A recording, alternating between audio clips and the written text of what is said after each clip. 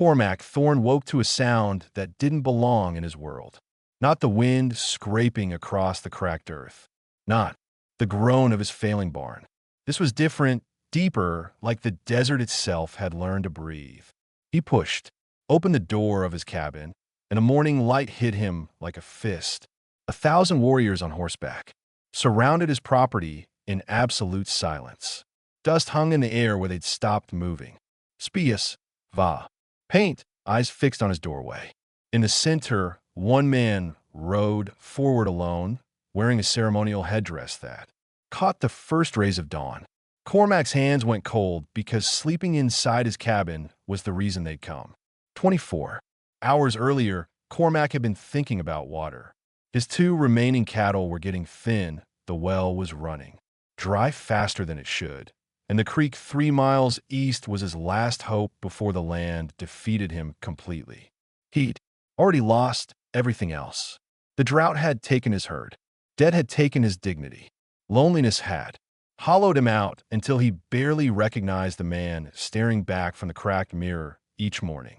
He saddled his horse before the sun fully cleared the horizon, riding out with 2 empty cantons and the kind of exhaustion that lives in your bones.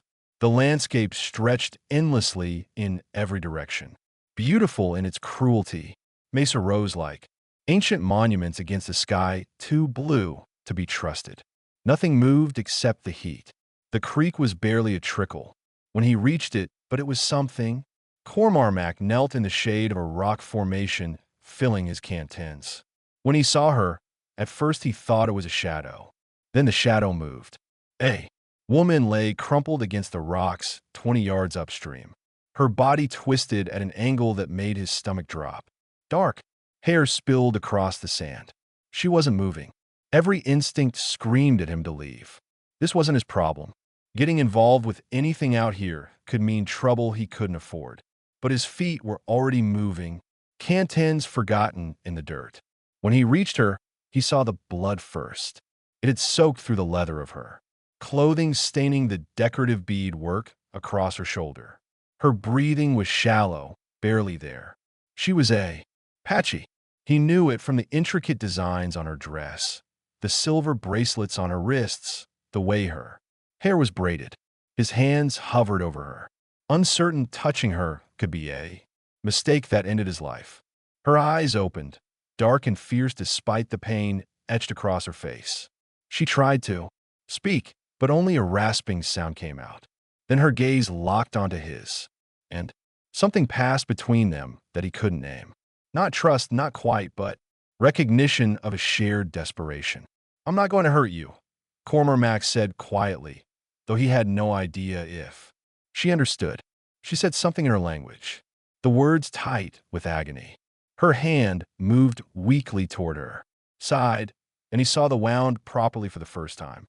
Deep, recent, the kind that needed attention soon, or she wouldn't see another sunrise. Cormac looked around the empty landscape. No one was coming to help her. No one was coming to help him make this decision. He thought about his failing ranch, his isolation, the careful distance he'd kept from anything that could complicate his survival. Then he looked back at her face, at the way she was trying not to show fear, and he made the choice that would bring 1,000 warriors to his door. He lifted her as gently as he could. She tensed, a sound of pain escaping despite her efforts to stay silent. Her weight was slight, but carrying her to his horse took everything he had. She didn't resist, which told him how close to the edge she was. He secured her in front of him on the saddle, her body leaning back against his chest, and turned his horse toward home. The ride back felt endless. She drifted in and out of consciousness, sometimes murmuring words he couldn't understand. Her skin was burning with fever. Every instinct told him this was a mistake, that bringing her to his cabin was inviting catastrophe. But he kept riding, kept holding her steady, kept choosing something other than the safe loneliness he'd been living in. When his cabin finally appeared on the horizon, small and broken against the vast emptiness, he felt the weight of what he'd done settle over him. He had no medicine, no knowledge of healing, no idea if she'd survive the night. But he also had no intention of letting her die alone in the dirt. What he didn't know, as he carried her across his threshold, was that her people had already started looking for her, and that by sunrise they would find exactly where she was. Inside the cabin, Cormac laid her on his bed, the only furniture that could hold her weight without collapsing. The space was small, bare of anything that resembled comfort. A table with one leg, shorter than the others. A stove that barely held heat. Shelves that held more dust than supplies. He'd been living like a ghost in his own home, and now he had someone dying in it. He tore strips from his cleanest shirt, filled a bowl with water from his last clean bucket, and knelt beside the bed. Her breathing had gotten worse during the ride. The wound in her side was deep, angry red around the edges. He had no training for this. No medicine, just water, cloth, and whatever desperate hope could provide. When he touched the cloth to her skin, her eyes snapped open. The look she gave him was pure survival instinct. Her hand shot out and grabbed his wrist with surprising strength, her fingers digging in hard enough to hurt. She said something in her language, sharp and commanding. He couldn't understand the words, but the meaning was clear. "Don't touch me. I'm trying to help," Cormac said, keeping his voice level. He gestured to the wound, then to the water, then back to her, slowly, deliberately, showing her his empty hands. She watched him with the intensity of someone calculating how much fight she had left in her. Her grip on his wrist loosened slightly, but she didn't let go. Her eyes moved from his face to the bowl of water, to the torn cloth, back to his face, reading him, deciding if he was another threat or something else entirely. He stayed perfectly still, letting her make the choice. Her breathing was labored, each inhale a visible effort. The fever was getting worse. If he didn't clean the wounds soon, the decision would be made for both of them by the infection, spreading through her body. Finally, her hand released his wrist. She didn't nod or give any sign of permission, but she turned her head away, exposing the vulnerability of her profile. It was the closest thing to trust she could offer. Cormac worked carefully, cleaning the wound as gently as he knew how. She tensed with every touch, but made no sound. The silence between them was heavy with things neither could say. When he pressed the cloth against the deepest part of the injury, her hand found the edge of the bed frame and gripped it hard enough that her knuckles went pale. "I know it hurts," he said, quietly, even though she couldn't understand him. Sometimes talking helped. Sometimes it was the only thing that made the isolation bearable. The work took longer than he expected. By the time he'd wrapped the wound with the cleanest strips he had, his hands were shaking from the concentration. She'd passed out again somewhere in the middle of it, her body finally giving into the exhaustion and pain. He pulled his one-thread, bare blanket over her and stood back looking at what he'd done. It wasn't enough. He knew that the wound needed real medicine, real care, but it was all he had to give. He dragged his chair to the corner of the room where he could watch both her and the door. Sleep wasn't an option, not with her condition. Unstable, not with the knowledge that somewhere out there her people were searching. He made his choice when he picked her up from that creek, and now he had to live with whatever came next. Through the small window, he could see the stars beginning to appear. The night stretched ahead, full of questions he couldn't answer. Would she survive until morning? If she did, what then? And the question that kept circling back, the one that made his chest tight with something he couldn't name, who had hurt her badly enough to leave her dying alone in the desert. She stirred in her sleep, murmuring words he couldn't understand. Her face, even in pain, held a fierce beauty that made him look away. This wasn't about that. This was about doing what was right when no one was watching. That's what he told himself as he settled in for the long night ahead. But somewhere between midnight and dawn, everything he thought he understood about right and wrong was going to change. She woke when the first light touched the window, and this time her eyes were clearer. The fever hadn't broken, but something had shifted. She looked at him sitting in the corner, still awake, still watching, and her expression changed. Not softness, exactly, but recognition that he'd stayed. Cormac stood slowly, his back protesting from the chair. He pointed to the water bucket, then to her, raising his eyebrows in question. She hesitated, then gave a small nod. When he brought the cup to her lips, she drank deeply, water spilling down her chin. He wiped it away without thinking, and she flinched but didn't pull back. "You need food," he said, already moving toward the stove. He had dried meat, nothing fresh, beans that had been sitting too long. He heated what he could, aware of her eyes, tracking his every movement. When he brought the plate to her, she looked at it with obvious distrust. He took a piece of the meat and ate it himself, showing her it was safe. She watched him chew, swallow, and only then did she reach for the food. Her hands shook with the effort, but she ate slowly, deliberately.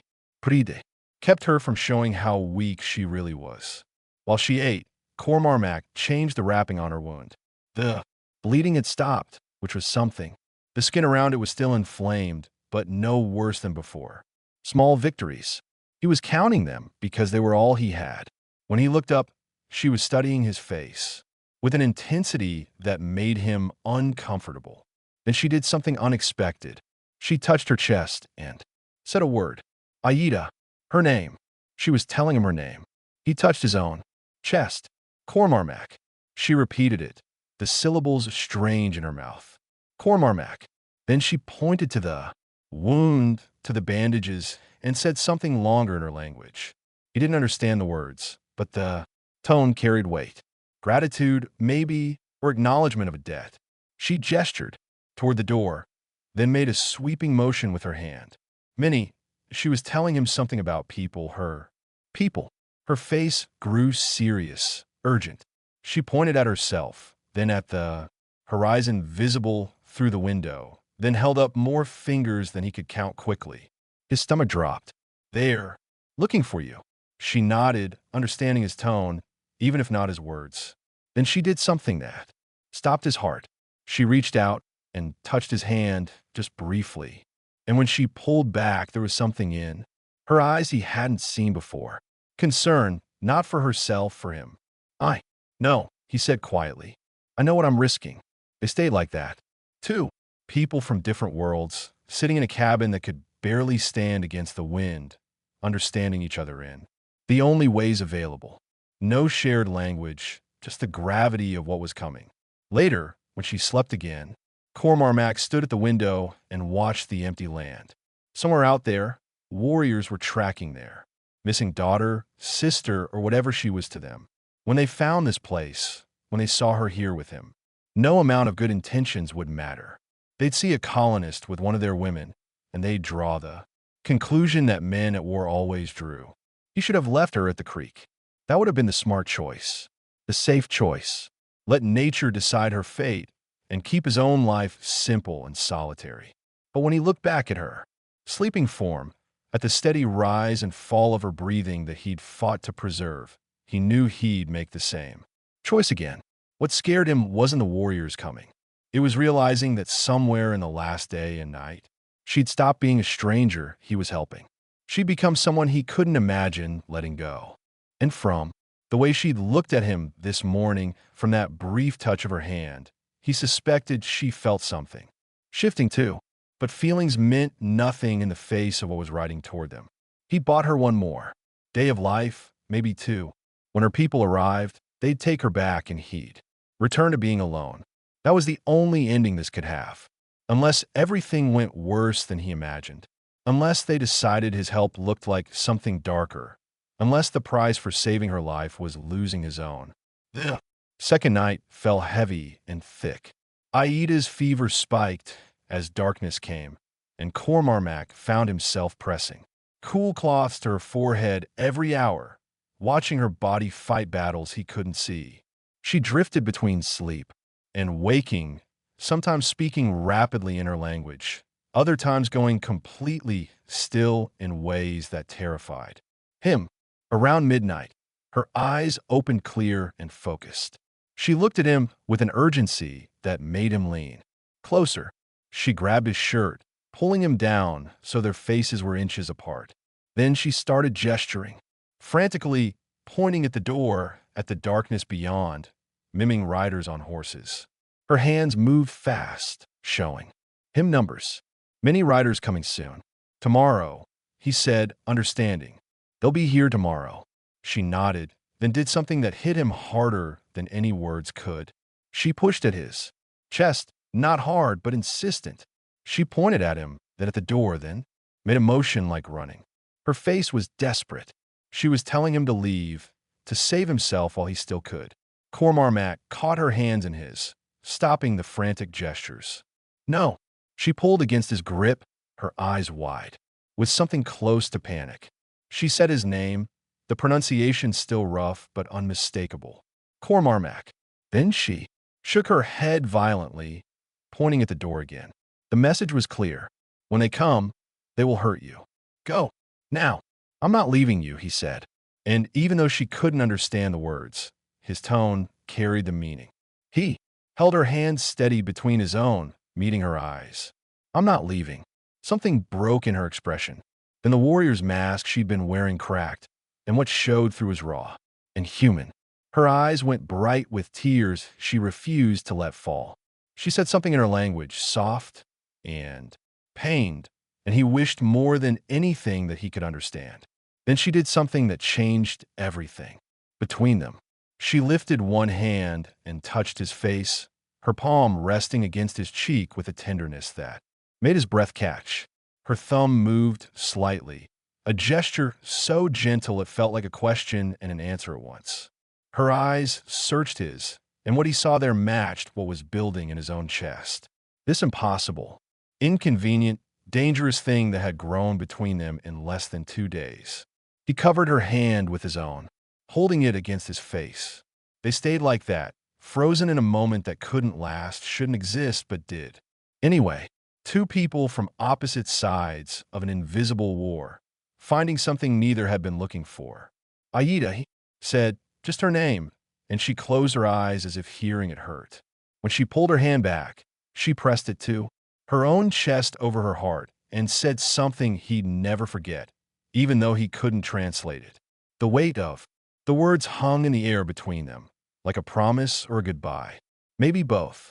She laid back down, exhausted from the effort, but this time when her eyes closed, there was peace in her face. She trusted him. Despite everything, despite what was coming, she trusted him to keep watch while she slept. That trust was heavier than any responsibility he'd ever carried. Cormarmac returned to his chair, but pulled it closer to the bed, close enough to hear her breathing, close enough to reach her if the fever spiked again. He sat in the darkness, listening to the night sounds outside, knowing that each hour brought the dawn closer, brought them closer. He'd chosen this. When he'd picked her up from that creek, he'd chosen every consequence that followed. And sitting here now, watching her sleep peacefully for the first time since he'd found her, he knew he'd choose it again. Even knowing what dawn would bring, even knowing that the sun rising might be the last one he'd see. Because somewhere in this cabin, in these stolen hours, he'd found something he'd thought was lost to him forever. Purpose, connection, the feeling that his life meant something beyond just surviving another day. Whatever came with the sunrise, at least he'd had this. At least he'd known what it felt like to matter to someone. The night stretched on. Cormarmac didn't sleep. He watched the stars move across the window, counting down the hours until everything changed.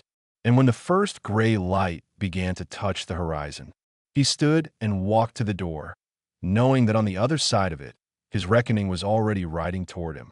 The sound came just as the sun touched the edge of the world. Not thunder, not wind, something else entirely, a low rumble that grew steadily louder until the cabin walls began to vibrate. Cormarmac stood from his chair, his heart already racing before his mind caught up to what his ears were telling him. Hoof beatots, hundreds of them, maybe thousands. He moved to the window and looked out at what should have been empty desert.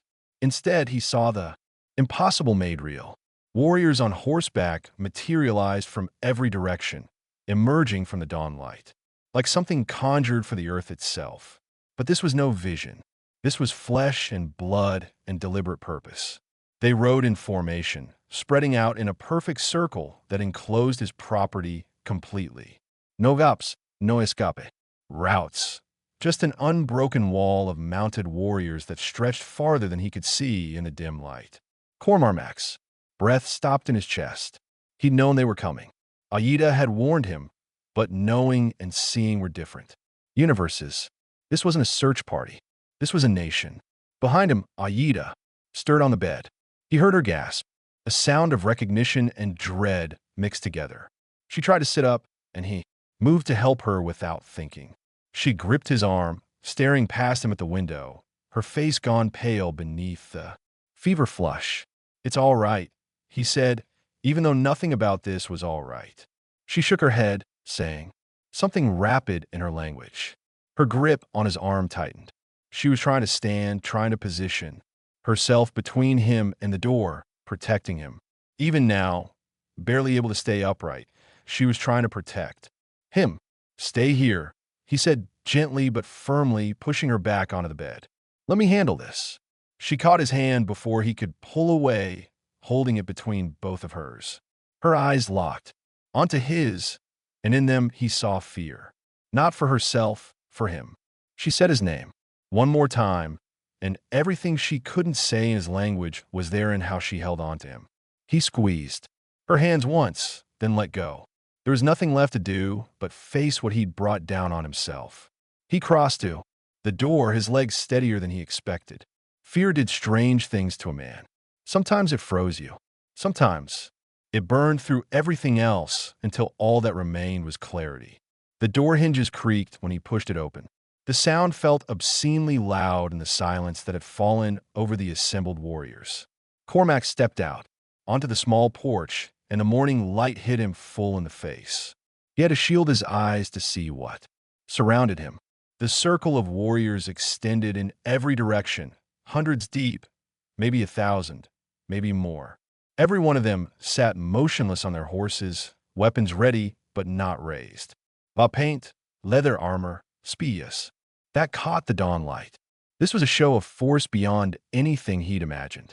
They could have wiped him from existence with a single command, and everyone present knew it. In the center of the formation, directly in front of his cabin, one man rode forward. He was older than the others, his face marked, with lines that spoke of battles survived and authority earned.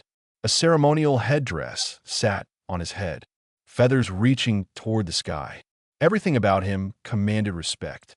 This was a leader, possibly the leader. The man stopped his horse 20 feet from Cormac's porch. Their eyes met across the distance, and Cormac felt the weight of that gaze measuring every part of him, judging, calculating, deciding. No one moved. No one spoke. The desert held its breath. Cormac didn't reach for the weapon he didn't have. Didn't try to run. He just stood there, a poor rancher in torn clothes, facing down an army because of a choice he'd made by a dried-up creek. If this was how his story ended, at least it would end. Standing up, the leader gestured, and 2 warriors dismounted. They walked toward the cabin with purpose, and Cormac knew exactly what they'd come for. They were here to take Aida home. The question burning in his chest, the one that would determine if he saw another sunset, was simple and brutal. Would they see him as the man who saved her, or the man who took her? The 2 warriors walked past Cormac without looking at him, their focus entirely on the cabin door. He stepped aside, letting them enter. What else could he do? Try to stop them and die where he stood. This was always how it was going to end. He'd known that from the moment he'd lifted Aida from the creek bed. Inside, he heard Aida's voice, sharp with emotion, relief maybe, or anger being found. The warriors spoke to her, rapidly, their tones urgent and questioning. Cormac couldn't understand the words, but he heard the concern underneath them. These were people who cared about her, people who'd been searching desperately. The leader remained mounted, watching Cormac with an expression that gave nothing away. Minutes passed like hours. The assembled warriors held their positions, a living wall of judgment waiting for a signal. Cormac's hands hung at his sides, empty and useless. Everything that mattered was happening in that cabin, in words he couldn't comprehend. Then the 2 warriors emerged, and between them, they helped Aida walk out into the morning light. She was weak, leaning heavily on their support, but she was alive, conscious. The bandages Cormarmac had wrapped were visible beneath her torn clothing.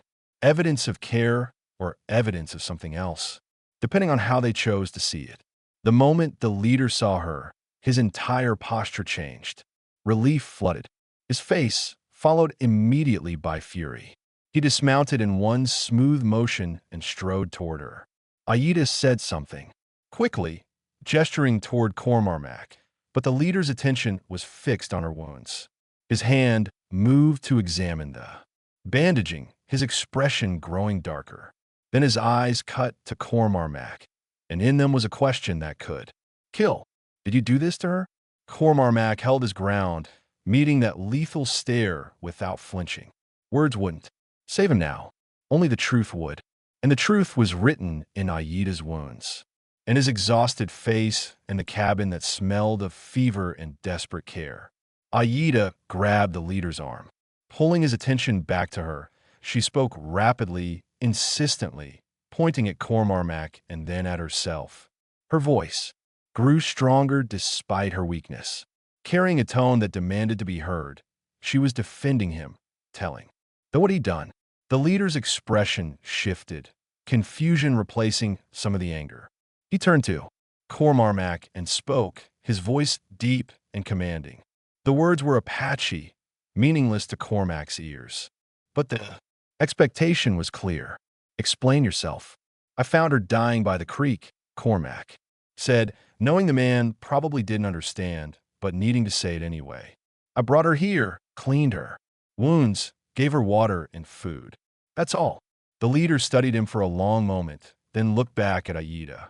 She nodded, speaking again in her language. Whatever she said made the leader's eyebrows rise slightly. He asked her something, his tone sharp with disbelief. She answered firmly, her hand moving to touch her bandaged side, then gesturing at Cormarmac again. The silence that followed felt like standing on the edge of a cliff. The leader walked slowly toward Cormac, closing the distance until they were arm's length apart. Up close, Cormarmac could see the war paint was fresh, applied with purpose. This man had come prepared for violence, if necessary. His hand rested on the knife at his belt. You are Cormarmac, the leader said in heavily accented but clear English. And the surprise of it almost made Cormarmac step back. The man's lips curved into something that wasn't quite a smile. Aida tells me you saved her life when you could have left her to die, that you stayed awake 2 nights to keep watch over her fever, that you gave her your bed and your food when you have little of either. Cormarmac nodded slowly, unsure where this was going. The leader continued, his eyes never leaving Cormarmac's face. She tells me you did, this expecting nothing, knowing it might cost you everything. He paused, and the weight of what came next hung in the air like smoke.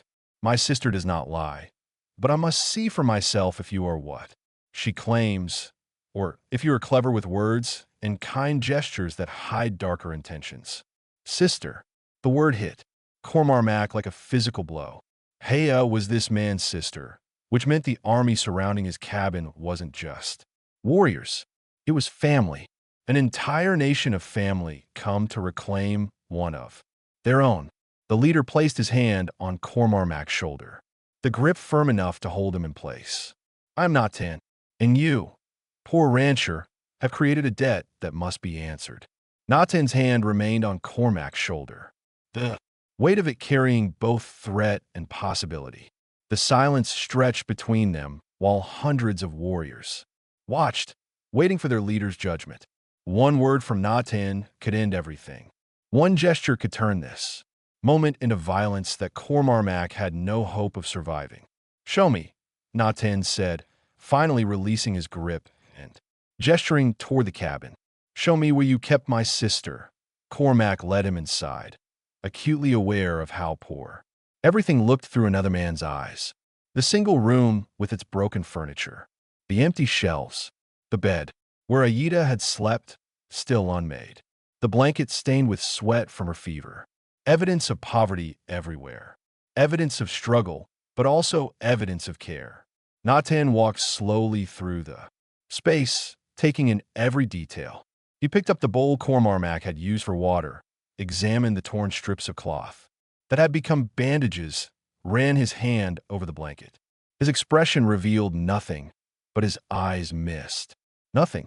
He opened the small cabinet where Cormarmac kept his food supplies, seeing how little remained. 2 tins, some dried beans, barely enough for one person, let alone two. You gave her your food, Natan said. It wasn't a question. She needed it more than I did. Natan turned to face him fully. You gave her your bed, your blanket, your water. You stayed awake to watch over her. He paused, his gaze intense. Why? The question hung in the air like something alive. Cormarmac could feel the weight of the correct answer, mattering more than anything he'd ever said. But the truth was simpler than any careful words could make it. Because she was dying and I could help. That's all. That's all. Natan repeated, his tone unreadable. He walked to the window and looked out at his warriors at the display of force that surrounded this tiny cabin. Then he turned back to Cormarmac. Do you know what would have happened if you had left her there? If you had chosen your own safety over a stranger's life? She would have died. Yes, my sister would have died alone in the dirt, and we would have found her body days later. Natan's jaw tightened. Our people would have assumed colonists, killed her. We would have sought revenge against every settlement within 3 days' ride. Blood would have answer blood. He stepped closer. Your kindness did not just save one life. It saved hundreds. The implications settled over Cormarmac like a weight he hadn't known he was carrying. His choice by the creek had changed more than he'd understood. Natan called out in his language, and immediately 3 warriors entered the cabin. He spoke to them rapidly, gesturing at the room at Cormarmac at the supplies. They nodded and left. Quickly. Cormarmac had no idea what had just been ordered, and the not knowing made his chest tight. My sister tells me. Something else. Natan continued, his voice lower now, almost careful. She says you asked for nothing, expected nothing. Then when she tried to warn you to run, you refused to leave her. His eyes searched Cormarmac's face. She says you're different from other settlers she has known. I'm just a man trying to survive out here like everyone else. No, Natan said firmly. You are a man who chose mercy when fear would have been easier. Who chose to risk everything for someone you did not know from a people. You had reason to fear. He placed his hand over his chest. In my culture, such actions create a death that cannot be ignored. You saved the daughter of our spiritual leader, the sister of our warchief. You honored her with your care, when you could have dishonored her with neglect or worse. Outside, Cormarmac could hear movement, voices calling, horses being led closer. Something was happening, but Natan held his attention completely. I came here prepared to find my sister held captive or dead, Natan admitted. I came ready to deliver justice with blood and fire. Instead, I find a poor rancher who gave everything he had to save a life he didn't have to save. He extended his hand toward Cormarmac, the gesture formal and weighted with meaning. You have made us your debtors, Cormac Thorne, and we always repay our debts. Cormarmac took his hand, and something fundamental shifted in the morning air. What happened next would stay with Cormac for the rest of his life. Natan led him outside, and the morning sun was fully risen now, painting everything in gold. At his gesture, warriors began moving forward, leading horses laden with supplies, not 1 or 2 dozens. They brought them to Cormarmac's property in a steady stream. Strong horses that could work land or carry a rider for days. Blankets woven with patterns he'd never seen. Dried meat that would last through winter. Tools that gleamed in the sunlight better than anything he'd owned. Clay pots filled with grain. Leather pouches heavy with something he couldn't identify but suspected was valuable. They kept coming, warrior after warrior, until his small property was surrounded by more wealth than he'd seen in his entire life. Cormarmac stood speechless, watching his failing ranch transform. Before his eyes, the cattle he'd lost could be replaced now. The well that was running dry could be repaired. The loneliness that had been eating him alive had been interrupted by something he couldn't quite name, but felt, settling into his chest like warmth. "This is too much," he said to Natan, his voice rough with emotion he wasn't prepared for. "This is what you are owed," Natan replied simply. "You gave my sister life when she had none left. We give you the means to continue yours." Movement at the cabin door pulled Cormarmac's attention. Two warriors were helping Aida walk out into the light. She was stronger now, able to stand with less support, but still weak from her ordeal. Her eyes found Cormarmac immediately, and everything he'd been trying not to feel crashed through him like a flood. She spoke to the warriors holding her arms, and they released her carefully. She walked toward Cormac slowly, each step deliberate despite her weakness.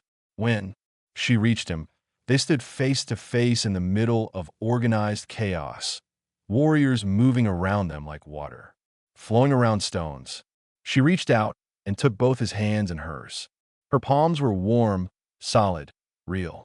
She said something in her language, her voice steady despite the emotion clear in her eyes. Then she repeated it in broken English, words she must have learned from someone in her tribe. "Thank you. You give me life." He wanted to tell her. It was nothing that anyone would have done the same. But they both knew that wasn't true. Most men would have left her there. Most men would have chosen fear over compassion. He'd chosen differently, and it had brought him to this impossible moment. "I'm glad you're all right," he said, and the words felt too small for what they carried. She smiled then, sad and genuine at once. She released one of his hands and touched his face again, the way she had in the cabin during the dark hours. Her thumb traced his cheekbone, a gesture of affection and farewell combined. She said something else in her language, and even though he couldn't understand the words, he understood the meaning. "Goodbye. Goodbye, Aida," he said softly. She stepped back, and the warriors were there immediately to support her. Natan placed his hand on Cormarmac's shoulder one last time. "You will always have safe passage through our lands," Natan said. "And if you're ever in need, send word. We do not forget our debts or our friends." Then they were mounting their horses. Aida carefully lifted onto one beside a warrior who would keep her steady. The massive circle of riders began to move, reforming into columns that stretched across the desert. Cormarmac watched them go, watched Aida look back over her shoulder once before facing forward. The sound of 1,000 horses faded gradually until only dust remained in the air, catching the morning light. Cormarmac stood alone in front of his cabin, surrounded by gifts that would change his life, and felt the weight of what had happened settle into his bones. He was still poor by any measure that mattered to the world, but he was richer than he'd been 3 days ago in ways that couldn't be counted. He learned that mercy could be its own reward, that kindness could bridge impossible distances, that sometimes doing the right thing when no one was watching brought the whole world to witness it. At dawn, Cormarmac looked at the supplies, the horses, the evidence of Honoripath. Then he looked at the horizon where Aida had disappeared. He'd saved her life, and she'd saved something in him he didn't know was dying. They were, even now, both of them transformed by a chance meeting at a dried-up creek. He turned back to his cabin, ready to begin rebuilding what the desert had tried to take from him. The loneliness would return eventually, but for now, he had purpose. He had resources, and he had a story he'd carry for the rest of his life about the night he kept watch over someone who mattered in the dawn that brought 1,000 warriors to say thank you. If you enjoyed this story, click the video on your screen now to watch another unforgettable tale where courage and destiny meet in unexpected ways. Don't forget to subscribe and consider a super chat to help us keep bringing you more stories like these. Your support means everything to us.